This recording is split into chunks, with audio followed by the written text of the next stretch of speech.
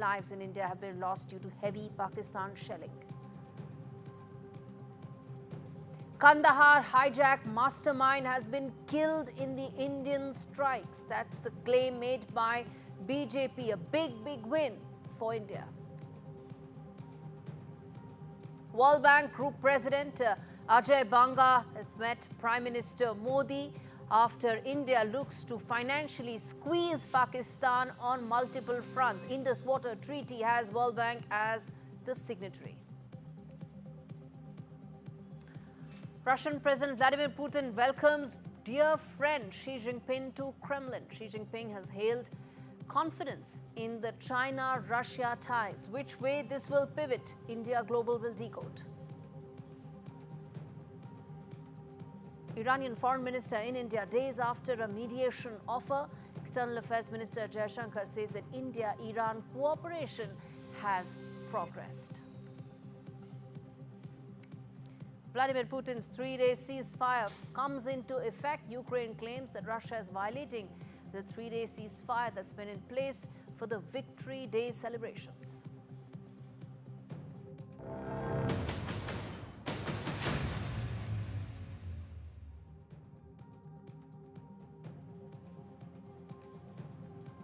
Big story that we are tracking.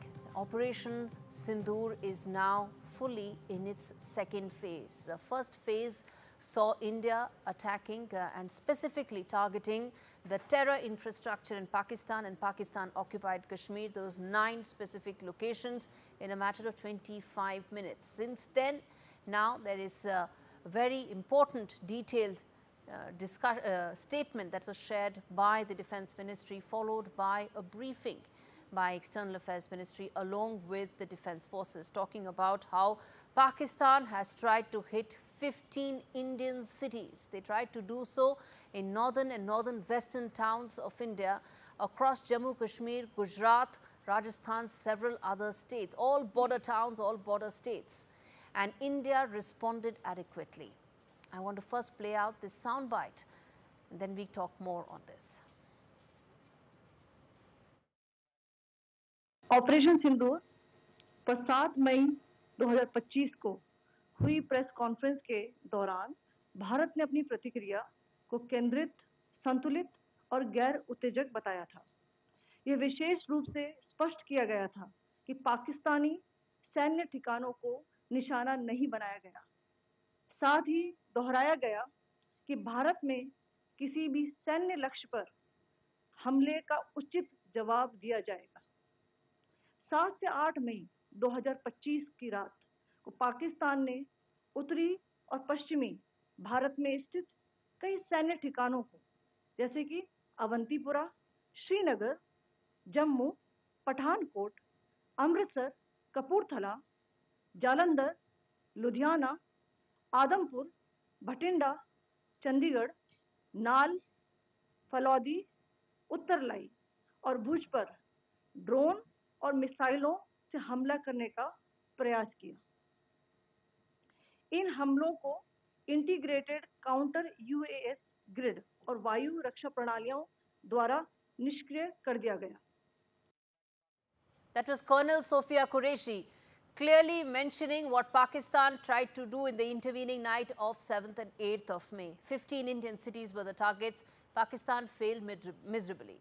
What next? As far as Operation Sindoor is concerned, it's now in its second phase. Mohammad Ghazali joins me live to talk more about what's the situation like on ground. Ghazali, first of all, tell us what is the exact location that you are joining us from. Talk to us about what's the situation there on ground, given the fact that Pakistan made attempts on 15 different cities to attack the military installations. See, Gaurie, right now I'm reporting from Rajouri. It's a bordered city, and just behind me, behind the hills, is the international border, just around 1 to 2 kilometers from here. Heavy shelling has been happening for the last 3-4 days. Fortunately, yesterday it was very quiet. There was no shelling in this particular district or near this particular line of control, but in the border district and in the neighboring district of Poonch, which also shares international border with Pakistan, there have been heavy shelling going on for the last 4 5 days, and many people have been injured. There has been casualty as well. The injured have been referred to the local hospital in Jammu, in Rajouri, and other districts. Actually, the scene over here in Rajouri and Punj, in particular in both of these border districts, there is an airy calm and silence, but the local residents are very upset and agitated with Pakistan because it is deliberately targeting the civilian residences or the centers, houses, residences and civilian installations. And Indian Army certainly is trying to thwart all those attempts, as a statement by the External Affairs Ministry, and even before that the Defence Ministry issued a statement clarifying that how yesterday the India's aerial defence system managed to thwart all the aerial threats from Pakistan, which was trying to attack around 15 to 16 Indian cities, including the northern city of Amritsar, Chandigarh and other districts in Jammu and Kashmir as well. Right now, there are news reports are coming in every night after the sunset. There is an anticipation that Pakistan will continue to attack the civilian areas here in Rajouri, Poonch, in other districts of Jammu and Kashmir, as well as there are continuous aerial threats in the areas of Amritsar, Gurdaspur, Batala. These are the border towns of Punjab as well. As far as External Affairs Ministry and its statement is concerned, which is right now going around in Delhi, they have clearly said that how Pakistan stands exposed, not just by harboring these terror elements inside its territory, but also even in the past instances, whenever Pakistan says that it wants independent investigation, even after the Pahalgam attack at international forums, Pak's foreign minister was quoted saying that they want an independent and joint investigation with India. The External Affairs Ministry has clarified that even in Pathankot and 26/11 Mumbai attack, Pakistan had made similar demands. India had gathered enough evidence and shared it with Pakistan, but it did no action. It did take no action against any of those perpetrators of those attacks. So even today, after Pahalgam attack, when Pakistan says that it was an act of aggression by India and India has not shared any evidence, it is certainly trying to look for escape route and not take any responsibility. The External Affairs Ministry also claimed that how Pakistan's entire state apparatus was involved and they were present Yes. at the funeral of all those terrorists who were killed in aerial strikes by India. Indeed, Mohammad Ghazali, appreciate you joining us to take us through what it's like really on ground at a time when Pakistan has been indulging in two things parallelly. Nefarious designs in terms of trying to attack Indian cities, which was thwarted by India. Second, heavy shelling on the LOC to target the innocent civilians. And the third, run a misinformation campaign, which is why we are now going to put forth those big questions of Operation Sindoor as it now enters its second phase. First, is this a moment of introspection as far as Pakistan is concerned, given the fact that its lies has been busted? There is proof. India has proof of those drones and missiles that it tried to attack the Indian cities with. Second question, will Pakistan now reconsider as far as this whole strategic calculus is concerned? And third, it's a larger question, probably yet to be seen how it will unfold, but at some point of time we can talk about path towards de-escalation. Remember, India has been very clear that their actions were non-escalatory in nature. It was precise in nature. It was only to target the terror infrastructure. Look at the response that came from the Pakistani side.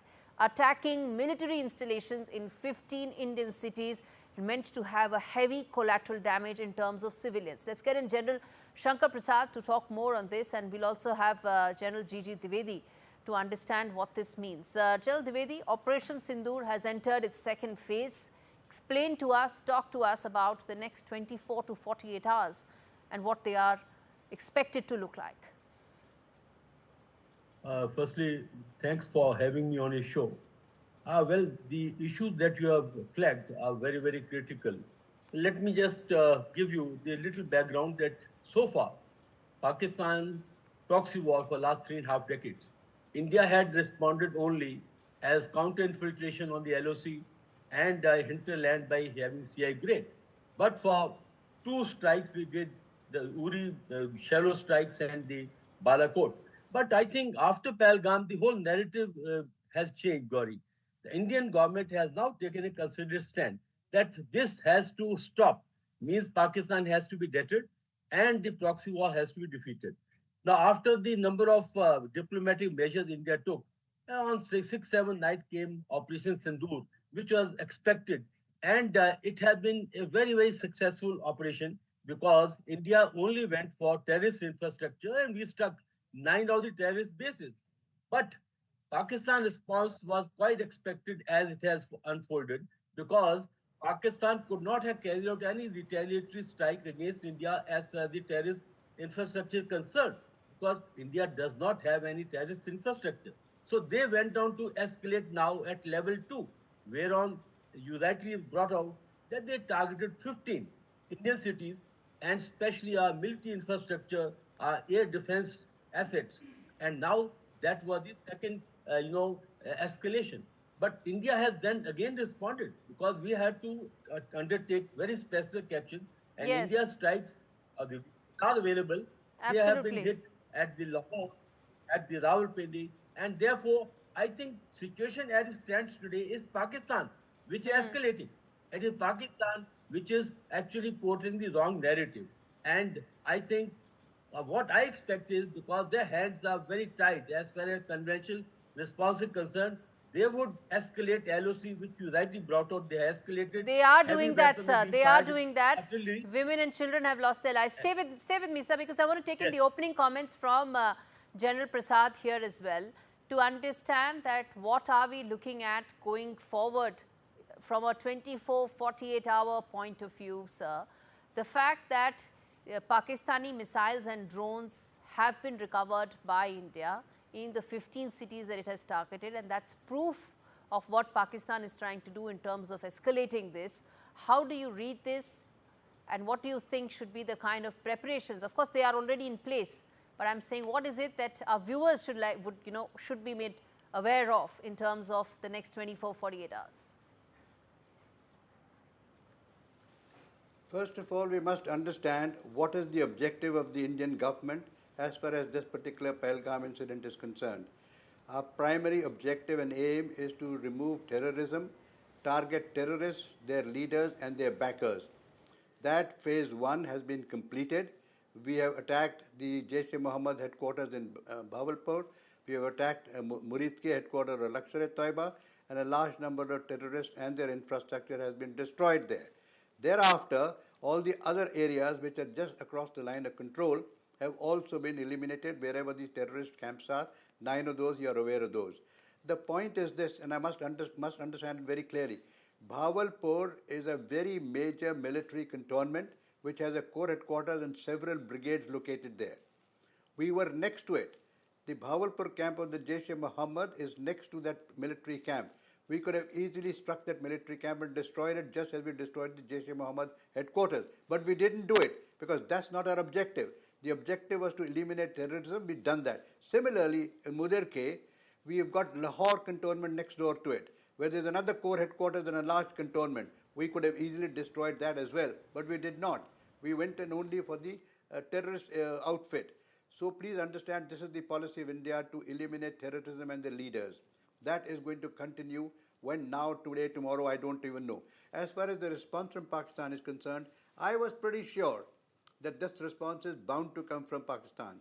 And therefore, when I, as a civilian, retired fellow sitting at home, realizes this, then surely the government of India and the armed forces of India would have realized it and factored it in to their overall military plan. Please remember, when any professional military makes an operational plan, they make an offensive plan specifically to the targets that they've chosen and simultaneously prepares for the defensive plan. It is not that you suddenly go on the offensive without having to think of defense. So there is an offensive content of a plan and there is a defensive content of a plan. The defensive content very clearly indicates as to what are the measures that I need to take should the enemy react, and the possibility is the enemy must react. The professional armies, whenever they do any operations, they war game it. They war game it from the point of view of the enemy and they war game it from their own point. So there is something called a syndicate, if I may call, Yes. which works as an enemy syndicate. And if I unleash my plan the way I plan to do a particular operation, the syndicate also responds. Right. And we know exactly what the Pakistanis are going to respond. Sir, I want to And ask one thing, obviously, sir. they were going to respond. Absolutely. So, I want to ask one thing, sir, which is very Yes. important, which is the response that came in from India in Lahore. General Prasad, respond to that. How do you see that, the significance of it? Explain to us. See, there is a lot of internal dissension in Pakistan. Lahore is a military cantonment. It's got a core headquarters. They've got a number of other formations, including artillery and armor.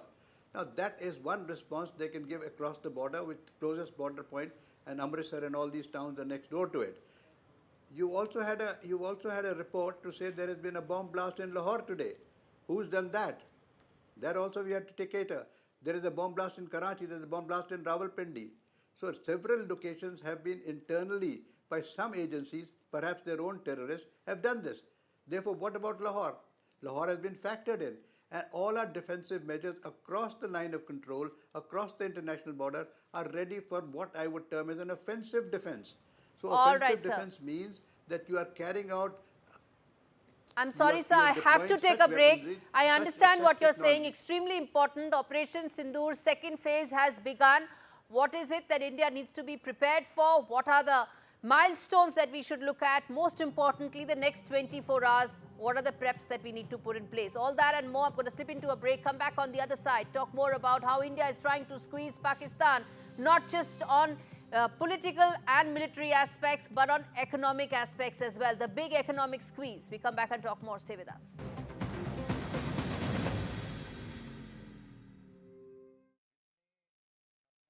It's great to be helping out before my first grandchild arrives, and after having a few repairs myself, I need to make sure they'll all be protected.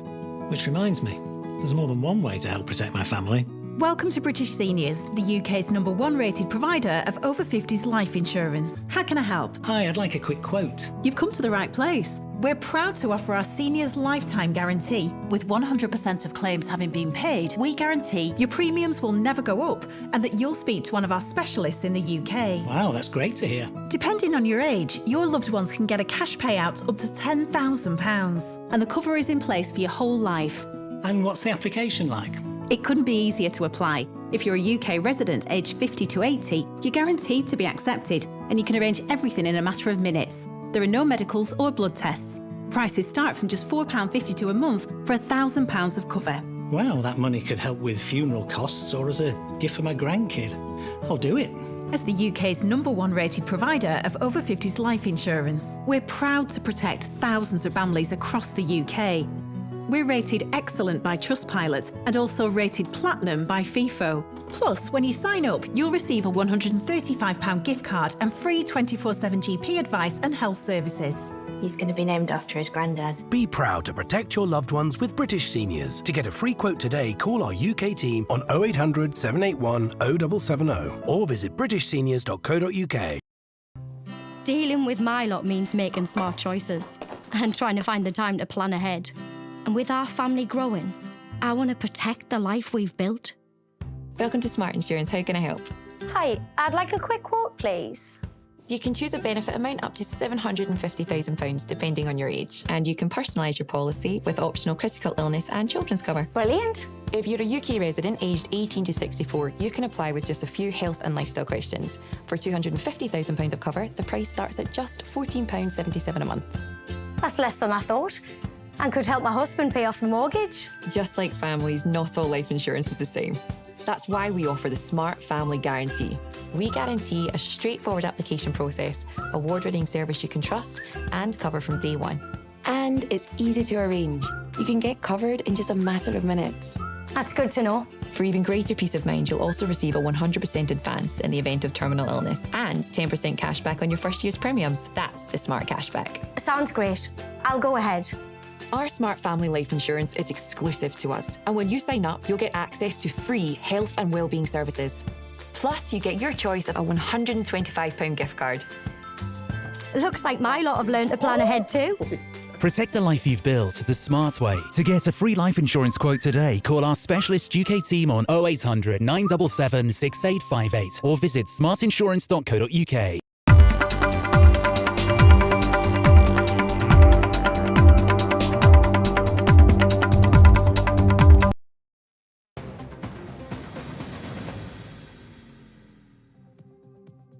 Pakistan is going to be squeezed by India on multiple fronts. Remember, India has put up a very firm diplomatic maneuvers against it, reached out to the Global Committee of Nations. Parallelly, The strikes on its terror infrastructure are meant to send a strong message that India will not tolerate terror. And the third important aspect is the financial squeeze, where India is reaching out to global lenders, multilateral institutions to see what can be done to snap the financial helplines extended to Pakistan.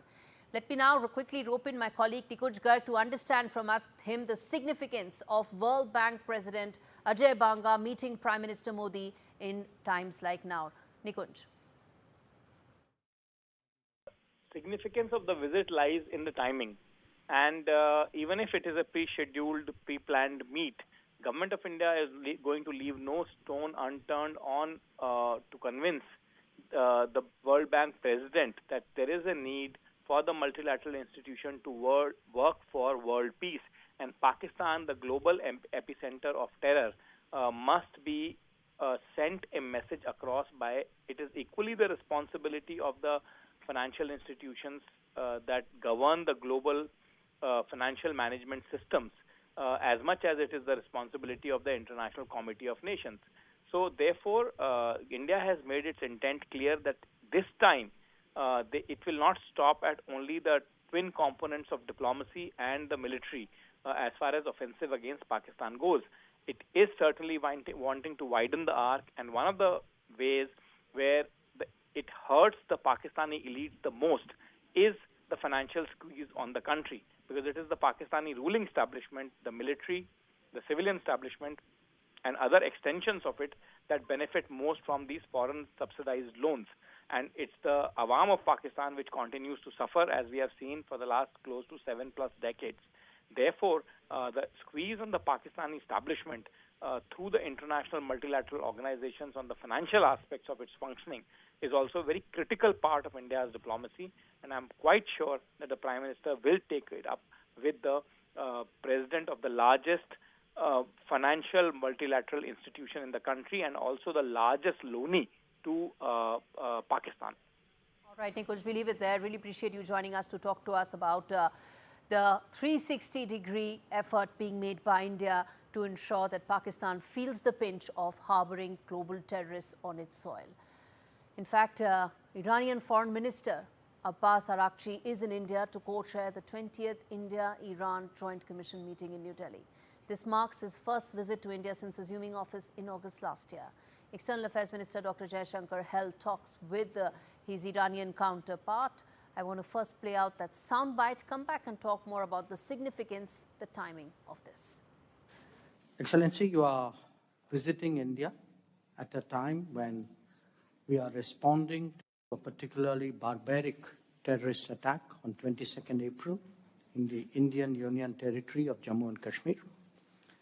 This attack compelled us to respond on 7th May by striking at cross-border terrorist infrastructure.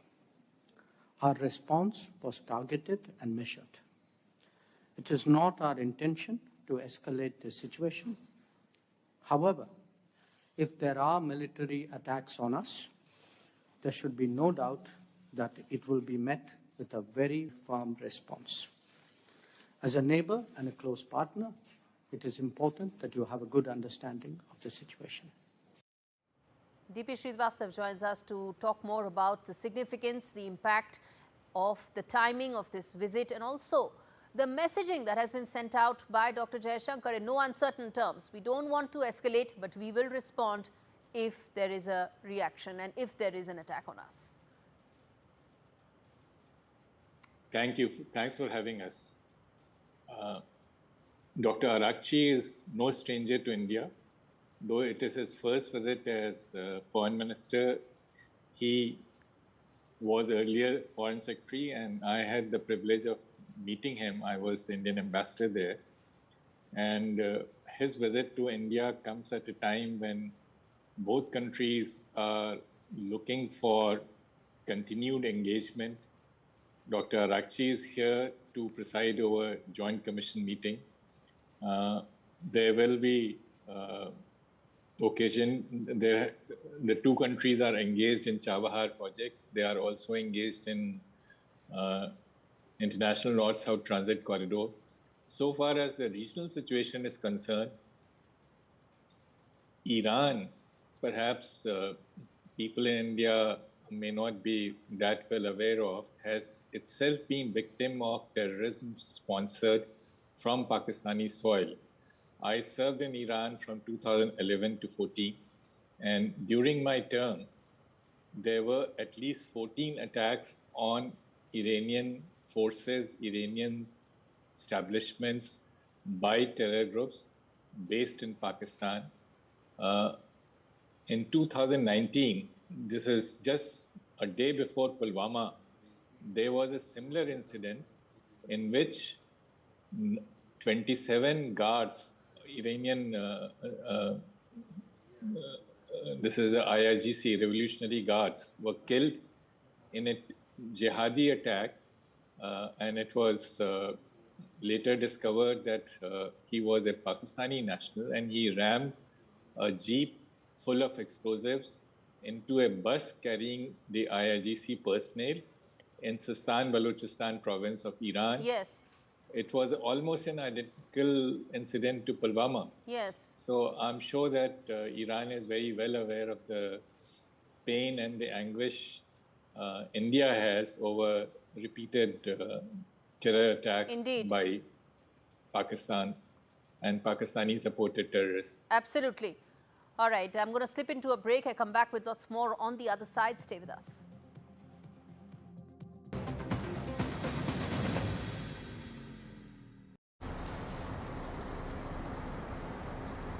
Life's full of times like this. Oh yeah. The gaps between the good stuff. Okay. Like killing time in waiting rooms. It's not long until you've had enough. David, it's time for some tombola. Working on that flat pack.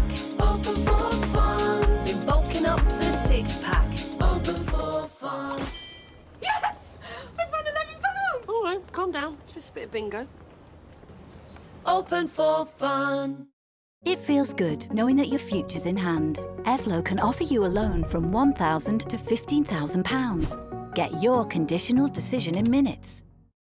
Don't miss Sharp's half-price spring savings. Get Sharp's bespoke fitted furniture for every room, from living spaces to home offices and bedrooms. Many ranges are now half price, including our must-have Manhattan range. Our exclusive Space Plus system means we won't be beaten on space. Plus, you get our 15-year guarantee for total peace of mind. Refresh your home with Sharps this spring. Book your free home design visit today at sharps.co.uk. Just sorted my guaranteed over 50 plan with Sun Life. There's even a cash payout. Nice one. It's given me the confidence to look after myself. I've started learning jiu-jitsu. Come on! Search Sun Life Plan today and get a free gift. Your brain really matters.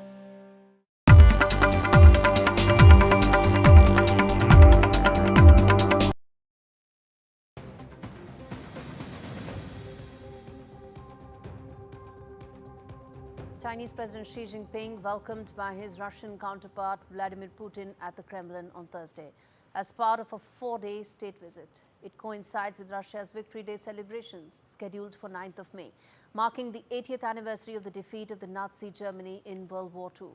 The meeting between the two leaders saw Putin attributing Moscow's and Beijing's strategic cooperation to the combat brotherhood that the two countries built during World War II.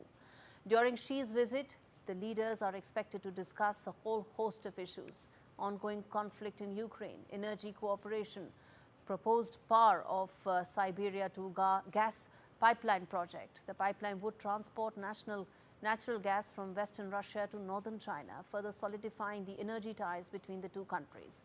But today, we are going to talk about the larger message this meeting, this visit, these optics are set to present to the world, to India, and at a time when there are multiple uncertainties, tensions around the world. Let me quickly now get across, before I cut in the guests joining me, let me quickly now take a look and bring you the big questions that we are asking. Is this the new phase of the Russia-China relationship? How does this alliance affect the Ukraine war that's currently on? Is a new global order now emerging with China at the helm along with Russia? Where does this leave America? What happens to India at a time like this, where China has also come out with a support to Pakistan during Operation Sindoor. Operation Sindoor is not over. What will China's position be on Pakistan isn't clear as yet. What is clear is that there is a possibility of a new world order emerging. Einar Tangent, who is a prominent voice, joins us from Beijing. Fred Weir, a senior journalist, joins us from Russia to talk more about the possibilities that this new relationship throws up. Einar, to you first. What is it that the Chinese president is hoping to achieve out of this visit? Well, I mean, he's pursuing the same line that he has done for many, many years, and that is mutual cooperation. There's a long-standing economic cooperation, which has been growing at double digits. You mentioned earlier this new gas pipeline, and I would expect that there's going to be a whole host of new agreements signed on specific projects. And this is very, very different from, when the U.S. comes and they're asking for things as opposed to saying, let's make a deal. Indeed. Clear to you, how do you see the fact that, what do you think, Fred, the Russian president would be hoping to achieve out of this visit? Well, May the 9th is far and away the most important holiday on the Russian calendar. The military parade tomorrow, it will be, is a signal event. And the number of foreign leaders who attend is always a measure of Russia's international prestige. And of course, the most important one on the stand tomorrow will be President Xi. So this is, I mean, he's here, he's already had meetings in the Kremlin. I think it was President Xi who talked about a friendship of steel. And the noises, the initial comments out of the Kremlin are that this is an advance in the relationship. So that I mean, in itself is of great significance. It is an ongoing process, many years, many summits between Putin and the Chinese leadership have taken place, especially with President Xi, so this is ongoing. But they say it's reached a higher level, and it will be awfully important to see how the Americans respond to this, because any hopes that there are in Washington that you're going to drive a wedge between Moscow and Beijing do seem to have been thwarted by the atmosphere today. There is no dearth of the kind of similes and adjectives that Russia and China are using to describe this relationship, whether it is about the strongest bond possible, whether it is about one of the best buddies, you name it. There are a gazillion such adjectives and similes that are there. But I want to understand from you, Einar, that in terms of the optics and messaging, this is a messaging to America, isn't it? At a time when America is putting forth an America first policy, whether it is in trade or is in geopolitics. Well, yeah, I mean, Trump's attempts to impose a new world order, based around American hegemony, isn't working. It's faltered. Xi Jinping's visit to Moscow on this Remembrance Day is symbolic, as you pointed out, because it underlines the resistance to this Washington vision. The U.S. perspective, they're concerned about a united front against Washington's attempts to create this new world order. The U.S. interprets Xi's diplomatic activities through the lens of strategic competition, viewing them as attempts to counter Washington's desires to reshape the world in its own image and impose this new political and economic order. And these visits are not isolated. Washington sees Xi's visits to Southeast Asia and other regions as moves to maintain the existing economic and political order around the UN, the WTO, the WHO, the ICC, all the institutions, ironically, that the U.S. in essence created or started down the path, even if they didn't always join them. Ironically, Washington's main narrative is that China supports revisionist powers. And to a lot of people in China, it's the U.S. who is trying to be revisionist. The beauty of these three powers is that they say they are the only ones who are not revisionist, everybody else is. That's what China says, that's what Russia says, and that's what some of the other powers are also beginning to say. But let me get you, Fred, on this.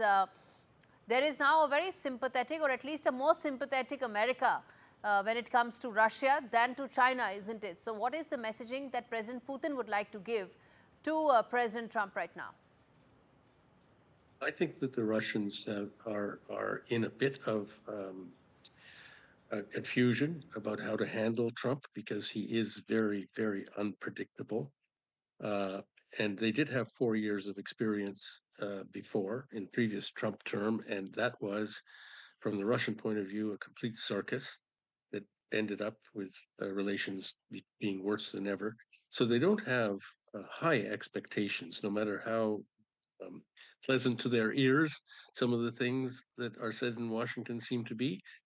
But I think what they want is a normalization of relations with the United States. They want to get along. They wouldn't mind American help in forging a peace settlement in Ukraine. But the messaging out of the meeting in the Kremlin today is that Russia is not going to do that at the expense of their relationship with China. All right.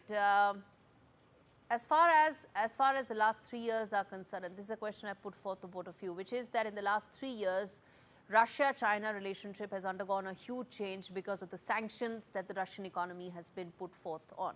This is now a war economy, and it functions the way a war economy does, where commodities, oil essentially drive it and not consumption. The fact that China now has the upper hand in this relationship, Einar, how do you think that is going to have an impact in terms of the relationship between the two leaders and the kind of roadmap that they're looking to set forth going forward? Well, I think this idea of having the upper hand is a narrative that belongs to this kind of colonial tradition, last 600 years, whether you're either under me or you're over me. The fact is that China doesn't push an ideological anything on anybody else. So at this point, it is just about cooperation. China does not want to conquer Russia. It does not want to take lands if it far off places or annex areas that do not belong to them. They're very prickly about areas like Taiwan, which they believe are theirs and which international law recognizes theirs. But I think it would be a mistake to think this is about just these three players. India, also Europe, and a lot of other middle players, especially in BRICS and Turkey, are also involved. And in the end, there's going to be a peace in Ukraine, which is necessary for the world to function properly. It is going to take a lot of those players cooperating and guaranteeing. Remember, it was the Europeans who went back and admitted they went back on the deals that they made with Russia to create peace, and openly said, "Yeah, we were just buying time." It's very hard to have negotiations with somebody who is being so honest about their dishonesty. So it's going to take more than that. Plus, the U.S. cannot create a peace in Ukraine. They're not involved directly in the region. What Russia wants is security. They want to roll back all of these missiles and NATO sitting on their periphery and in essence threatening them. So as long as Europe doesn't want to have peace, it's going to be very, very hard, regardless of what Donald Trump wants or doesn't want. It's interesting that you have a Chinese guest lecturing how Europe should try and get peace. That's, I think, the most rich part of this discussion. Well, the bottom line, viewers, really, as far as the China-Russia relationship is concerned, is that this is the third visit of President Xi Jinping ever since the Russia-Ukraine war started. And since then, a lot has changed. The trade relationship has changed. It's now the Chinese economy feeding into the Russian economy, given the fact that there are sanctions in place. It is also coming at a time when there is an America first approach that Donald Trump has. And in that, there is not a very sympathetic America when it comes to dealings with China. The trade aspect continues to be a bit of a concern. US-China trade dialogue will start in the next 24 hours. Russia has a more sympathetic America, but the larger message that they're both trying to send to President Trump is very clear, that you may be looking at an America first world, but there is more than that. Global order may be reshaping, but where will this go? What will be the larger impact on India is yet to be known. On that note, a quick break. We come back with more on the other side.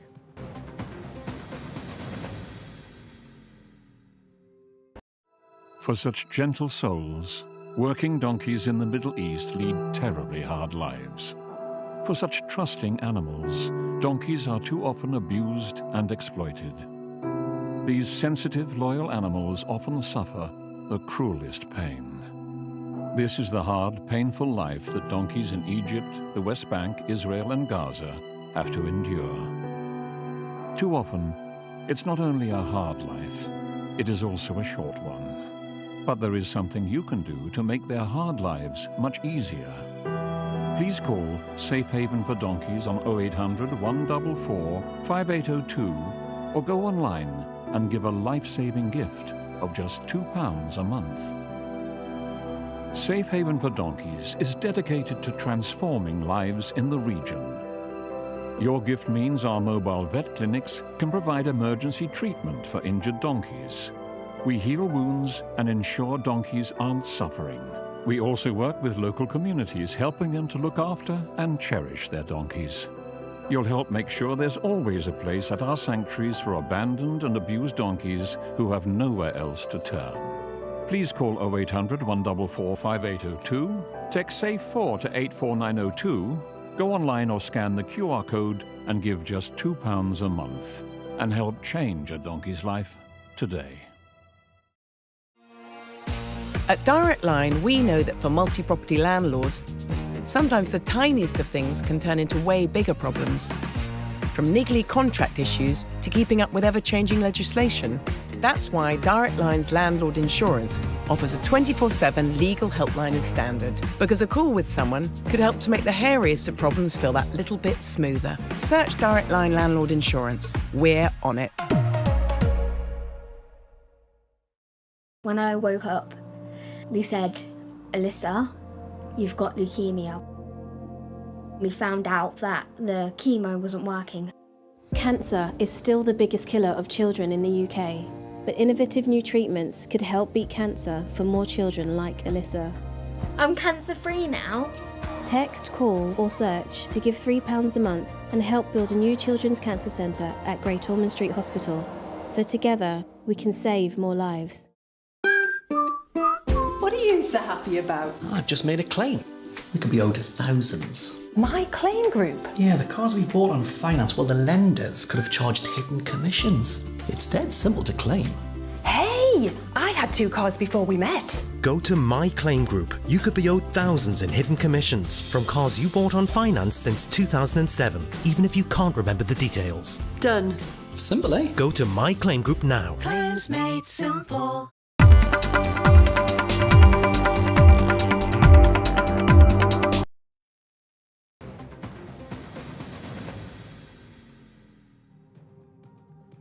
Three-day ceasefire declared by President Putin has taken effect in Ukraine. This ceasefire has been announced by President Ukraine because it coincides with the Victory Day celebrations that marks the 80th anniversary of the World War II being won by Russia and the Allies. That Victory Day celebration and parade will take place on May 9th, and ahead of that, the ceasefire has been put in place. Well, guess what? The two sides that are fighting this war have different opinions about the ceasefire. Russia says that it has put in place a ceasefire, something that Ukrainians say it hasn't. In fact, Ukraine has also gone on to say the Russian forces have carried out hundreds of strikes along the front lines and dropped guided bombs on Ukrainian cities, killing and injuring civilians. The three-day ceasefire, timed around Russia's Victory Day commemoration, was unilaterally declared by President Putin last month. And when this ends, the war will start again. But the larger question is, if in a three-day ceasefire window, the two sides are not able to agree as to whether or not some hostilities have been brought down, then what are we looking at in terms of the possibility of a larger long-term ceasefire being in place for the two countries? Remember, all hostilities are back on the table. All possibilities of peace are right now off. What does it look like? Is the Russia-Ukraine war even headed towards any sort of a de-escalation or end of hostilities? We are yet to know. Let's quickly now get in the big questions on this, and then we get in the two guests. Fred Weir stays with us. Elena joins us to talk more about what is it that Ukraine is saying about it. How is it that a ceasefire, hostilities being halted for a 3-day window is being viewed differently by the two warring sides? Either there is a hostility in place or there is a stoppage to those hostilities for a brief period, isn't it, Fred? What is it that the two sides are now having a different opinion on? Well, first of all, they're at war and they're very, very far apart in terms of what their war goals are. Certainly the attempts from Washington to try to forge some kind of a formula that might get a peace negotiation going have failed. This is clear. The previous ceasefire, one-day ceasefire, was declared by Putin. It doesn't seem to have been very successful. This one, of course, is connected with the Victory Day celebrations, which are tomorrow. There'll be this very prominent parade, military parade on Red Square, and it's very important to Russia. President Zelensky has made some veiled threats, saying things like, I can't guarantee the security of that parade. And indeed, in the past few days, the drone attacks, attempted drone attacks on Moscow have greatly ramped up. I live just in a village just west of Moscow, and we can sometimes hear the air battles taking place right over our heads. And apparently it has been much more intense the past couple of days. So Russia, I think in a self-interested way, wanted to declare that ceasefire in order to have a peaceful May the 9th. And probably the question is whether, despite the veiled threats, Ukraine would try to attack Red Square with so many foreign leaders in place. I think that's unlikely, but that is, of course, what the fear is in Moscow. Irina, what would you like to say on this?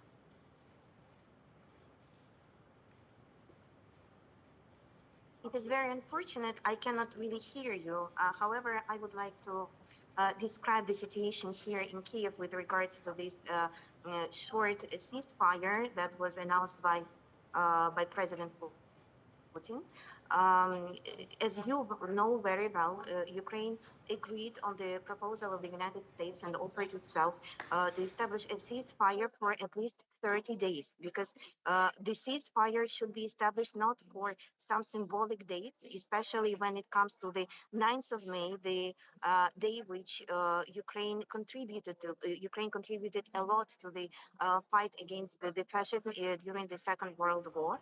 And of course, now it's time that Russian fascist regime should also stop killing Ukrainians. However, after the ceasefire was announced, Russia itself shoot several rockets to the territory of Ukraine in Sumy and Kharkiv Oblast. Several women were injured, several homes were destroyed. So Russia doesn't stick to its own promises, and this is another fact that shows that whatever deals are being cut with Russia, neither Ukraine nor the United States nor any other parties to any agreements with Russia could be rest assured that Russia will stick to its promises.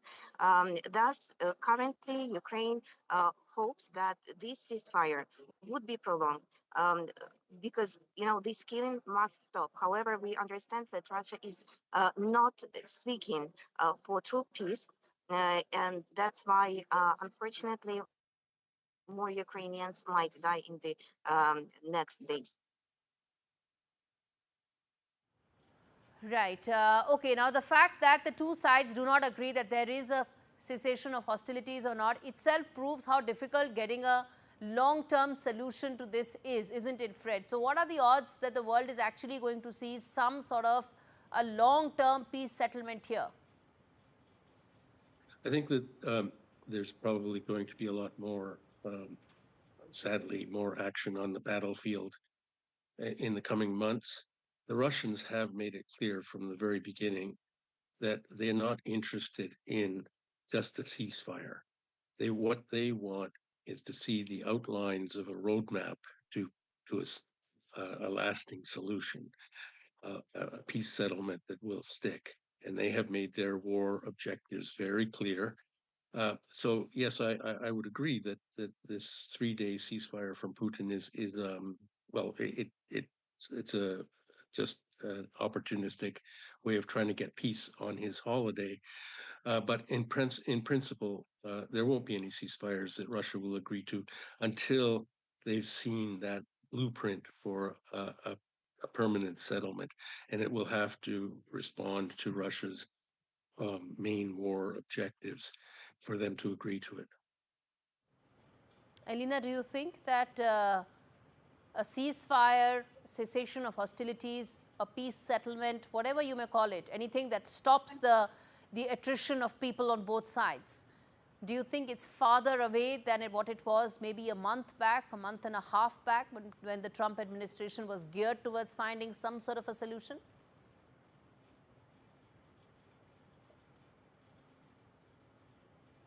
Again, I'm not sure what you're asking about. Again, if it comes to a ceasefire, we don't think that it will last. We do not think that there are currently any platform for Russia to stop its war. Most probably it will be conducting this war for at least this summer. However, we understand that both sides, not only Ukraine, but Russia as well, are running out of the resources.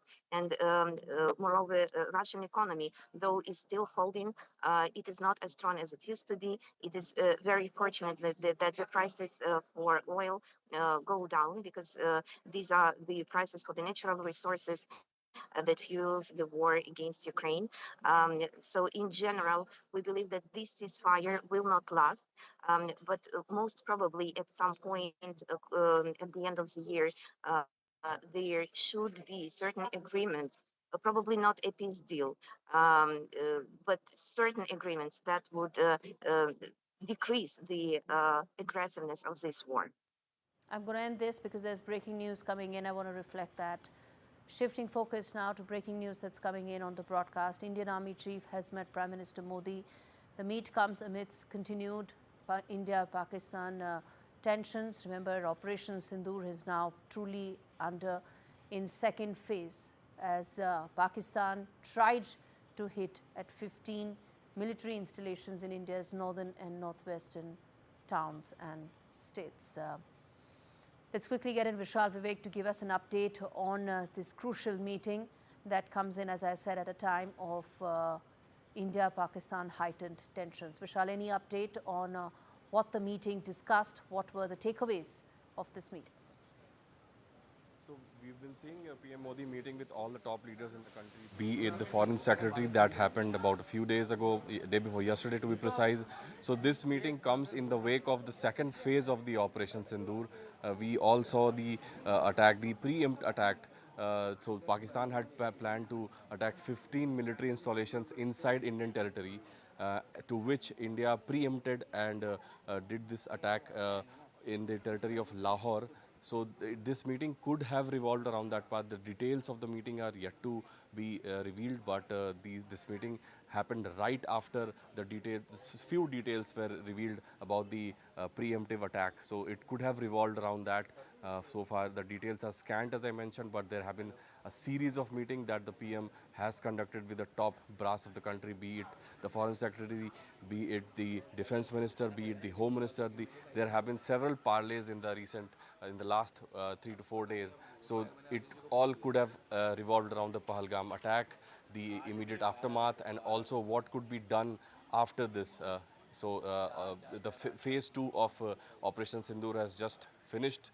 Will there be another phase that will probably have been discussed? We leave it there, Vishal. Thanks much for giving us all those details. And with that, it's a wrap on this edition of India Global. Thanks so much for watching.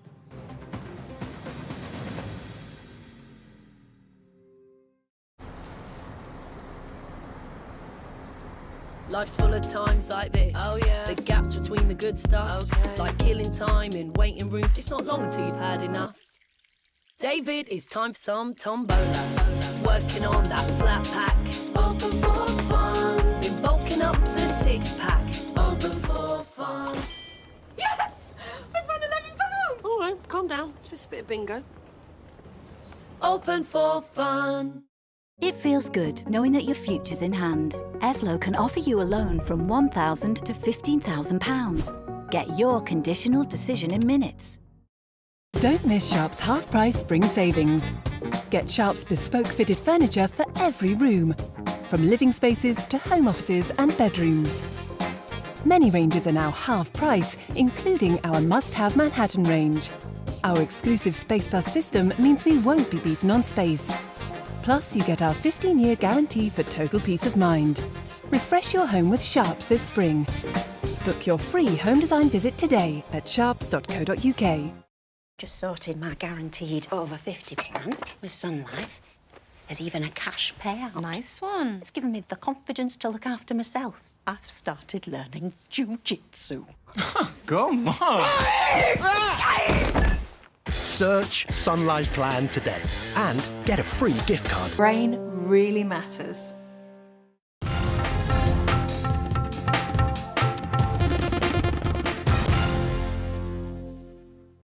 Justice Yashwant Verma.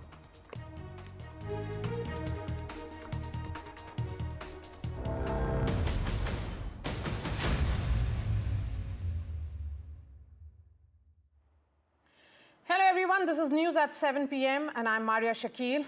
Today, India reiterated that it's Pakistan that is the aggressor and we are the victims of planned terror attacks emanating from the launch pads inside Pakistan. There was another attempt late night by Pakistan, which was, there were attempts to escalate tension by targeting military installations in 15 cities in the northern and western parts of the country.